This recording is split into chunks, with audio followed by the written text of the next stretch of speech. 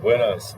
Vamos continuar a sessão dos métodos de avaliação de investimentos e agora a gente vai fechar com o quarto método, que é a taxa interna de retorno modificada ou TIR modificada, justamente para a gente resolver os dois problemas sérios que tem a TIR, que nós discutimos no outro vídeo.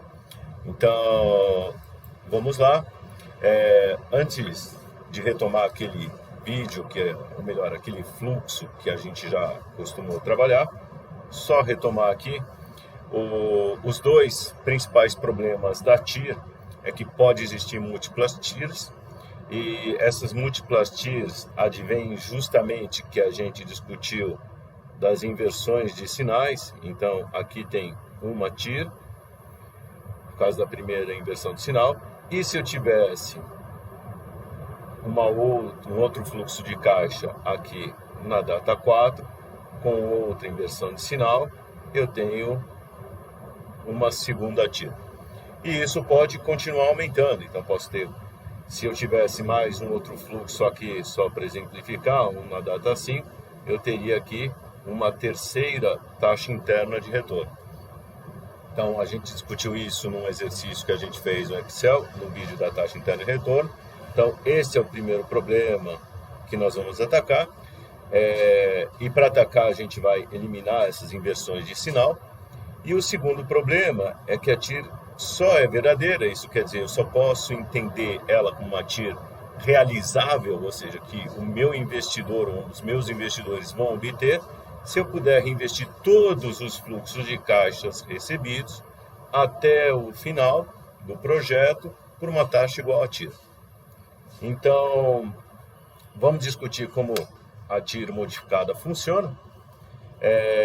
E aqui eu tenho esse nosso fluxo básico.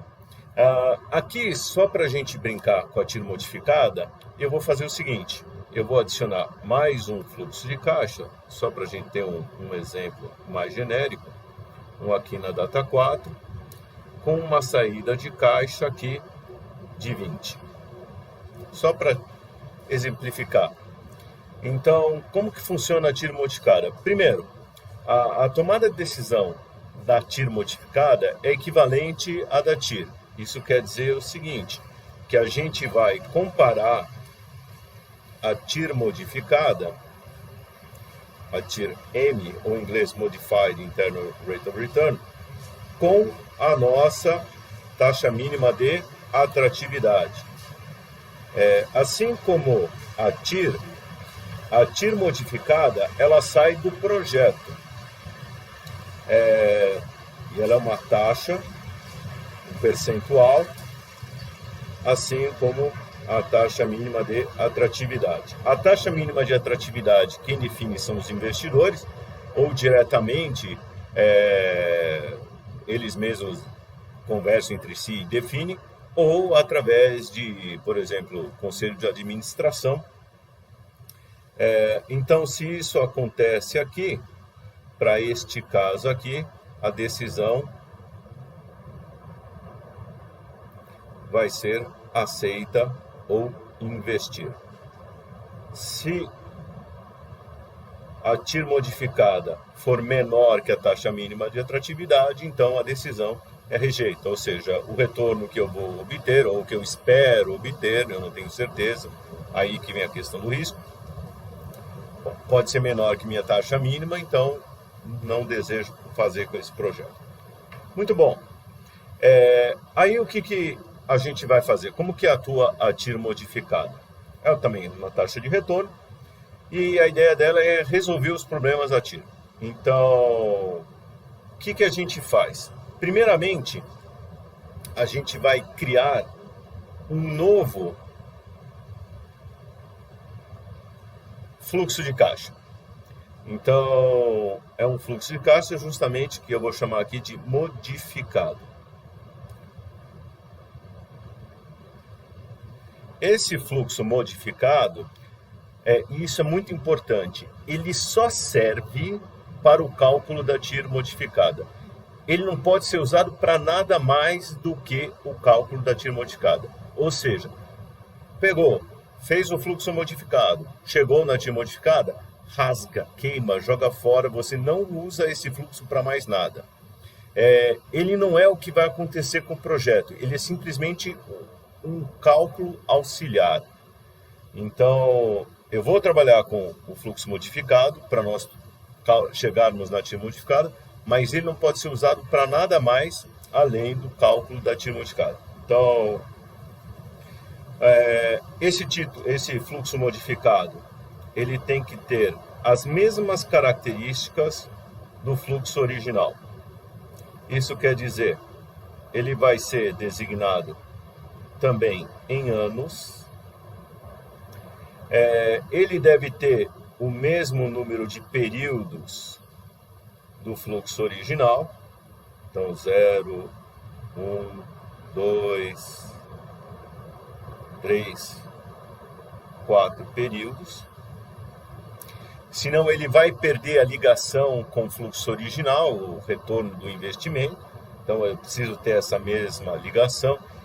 Mas aqui no último período é negativo. Posso desconsiderar? Não, eu tenho que informar isso no cálculo, que o período, que o projeto tem esses 4 períodos. Então ele tem que estar ali presente. E como que vai ser a ideia da TIR modificada? Como que a gente vai calcular? 2 passos.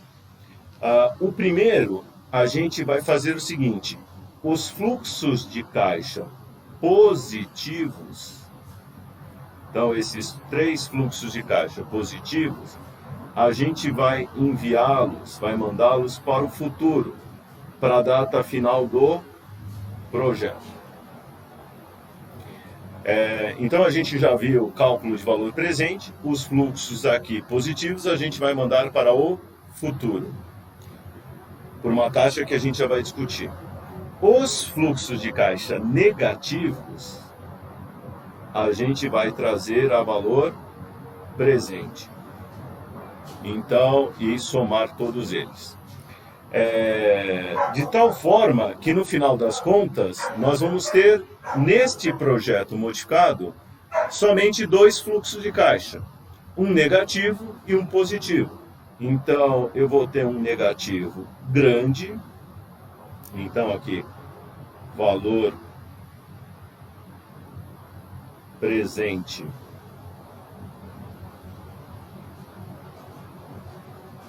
dos fluxos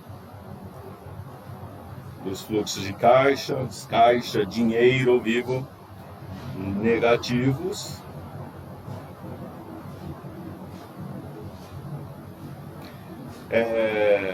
E aqui eu vou somar todos os fluxos positivos que eu vou mandar para o futuro. Então aqui eu vou ter um valor futuro dos fluxos positivos. Então está aqui, que são as nossas entradas de caixa. E no meio aqui? No meio eu não vou ter nada. Na verdade eu vou ter um monte de fluxos com valor igual a 0. Então não tem nada, quer dizer, eu vou ter fluxo aqui 1, 2, 3, mas com valor 0. Muito bom. Lembre-se que a TIR, o primeiro problema dela é que eu pode ter mais de uma TIR. E porque tem mais de uma TIR, tem um teorema matemático que mostra isso, afinal a TIR não passa de um grande polinômio, ou melhor, o cálculo da TIR é uma equação polinomial. O que acontece aqui? Nesse novo fluxo modificado, eu só vou ter quantas inversões final? Uma só. Negativo para positivo. Só tem uma inversão de sinal. Então eu só tenho uma TIR. Beleza, resolvi esse problema. Então, modificando o fluxo e fazendo esses ajustes, a gente resolve o primeiro problema da TIR. E aí vem o seguinte: eu tenho que trazer a valor presente os fluxos de caixa negativos. A que taxa normalmente eu uso? Para trazer ao valor presente, a gente usa a taxa mínima de atratividade. Por quê? Os fluxos negativos são saídas de caixa que são financiadas normalmente pelos investidores. E os investidores, eles querem ser remunerados pela taxa mínima de atratividade. Então, para trazer a valor presente, é tranquilo, a gente usa a taxa mínima de atratividade.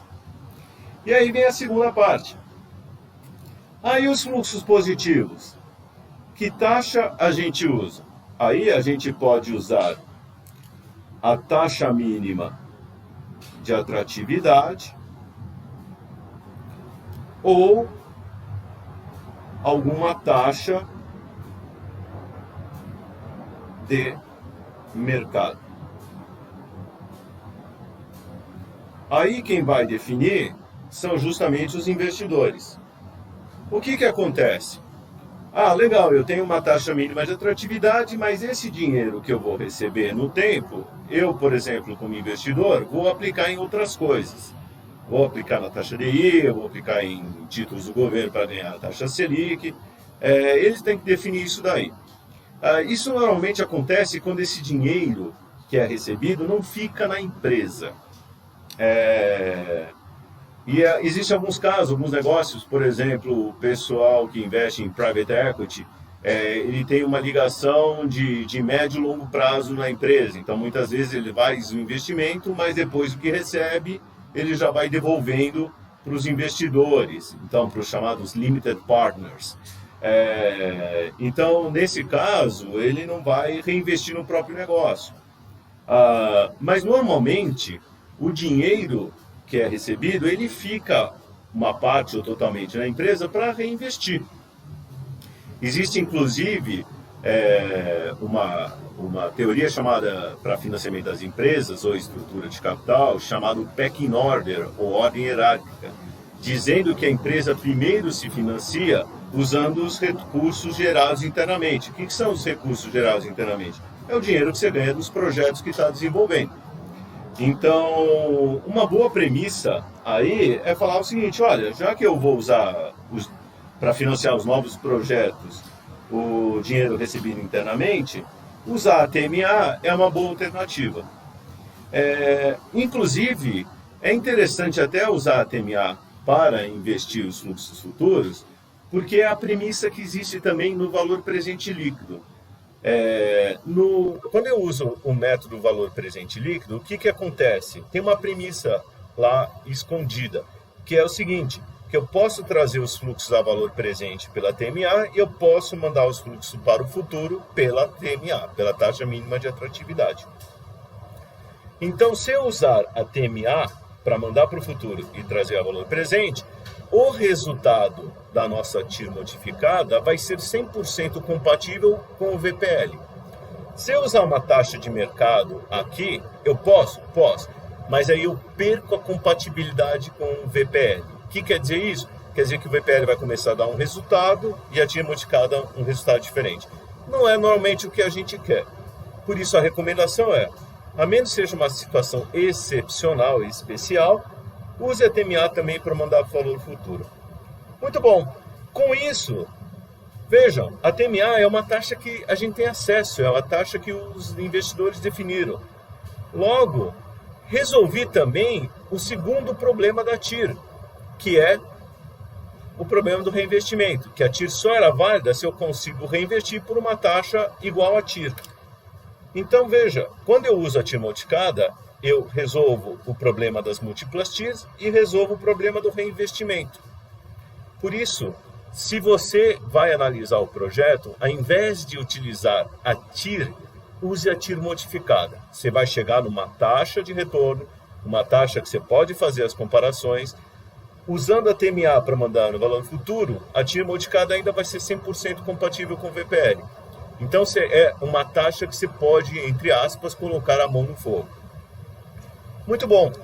Então, aí, o que eu faço? Agora eu preciso fechar o método da TIR modificada. Montei o fluxo modificado desta maneira. Tá ok? tem somente uma inversão de sinal. Já reinvesti aqui a TMA e trouxe o valor presente pela TMA. O que eu faço? Eu calculo deste fluxo aqui a TIR. Uso o método da TIR para calcular sobre esse fluxo modificado. E isso daqui vai ser justamente o que a gente chama de TIR modificada. Lembrando que esse fluxo modificado serve só para a gente calcular essa taxa aqui. Calculou essa taxa nesse fluxo, rasga, joga fora. Tá ok? Então, novamente, use a TIR modificada ao invés da TIR. Vamos lá para o Excel para calcular a TIR modificada. Eu já deixei aberto. Esse aqui era o fluxo que a gente estava usando na sessão, no vídeo da TIR. E a gente discutiu justamente, olha, eu tenho duas TIRs, as duas têm problemas. A primeira aqui é que ela não faz sentido. A segundo, que eu não vou conseguir reinvestir. E agora eu vou calcular. Vou abrir uma linha aqui. Eu vou calcular a TIR modificada. Então, está aqui. Ampliar. Pronto. Vou inserir função. E aqui, já vou usar direto, pegar a categoria financeira. A TIR modificada, o nome dela, ele tem a seguinte característica. Na hora de fazer a tradução, ao invés de traduzirem como TIR-M, eles traduziram como emitir. Então, modificada taxa interna de retorno. Algum problema aí da tradução. Então, vamos lá. O primeiro parâmetro da TIR modificada, que eu tenho aqui, são os valores. Então, eu vou marcar aqui os valores. Nesse caso aqui, da data 0 até a data 4 desse fluxo. Os outros parâmetros, ou melhor, o segundo parâmetro é a taxa de financiamento, ou seja, é a taxa que eu vou trazer a valor presente os fluxos negativos, que eu vou usar a TMA, que está aqui como 10%, e a taxa de reinvestimento é a taxa que eu vou investir os fluxos para o futuro, que a gente combinou usar também a TMA, que é uma taxa que é acessível, afinal são o que os investidores estão usando, e aí a gente consegue no mercado, e aí eu dou OK, só vou formatar, que é um percentual, colocar duas casas, está aqui. Então, nossa TIR modificada está aí, deu 10,30, tomando a decisão por ela, a decisão é investir,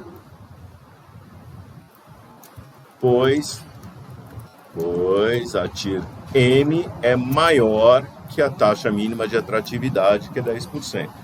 Então está aqui, 100% compatível com o VPL. VPL manda investir e a TIR modificada manda investir também. Aí outra coisa, repare a questão da compatibilidade. Olha, a gente investiu 1.000 nesse projeto, é isso que a gente está dizendo. E está ganhando dos 1.000, além de recuperar investimento, o valor presente, está ganhando 27,80 a mais. Então, estamos criando 27,8 a mais de valor acima dos 1.000 investidos, a dinheiro de hoje, tá ok? Que quer dizer, como que a gente pode interpretar isso também aproveitando? Eu investi 1.000, o VPL deu positivo, então eu vou recuperar esses 1.000, vou ter um retorno de pelo menos 10% e ainda ganho 27,80 a dinheiro de hoje. Então o VPL tem muita informação, tá ok? Por isso que é importante entender direito como ele funciona. Mas eu estou ganhando só mais, um pouquinho, só 27,80 acima aí desses 1.000 a valor de hoje. E a TIR modificada, o que ela está mostrando? Justamente isso, olha, a gente está ganhando a TMA 10% e 0,3 a mais do que isso.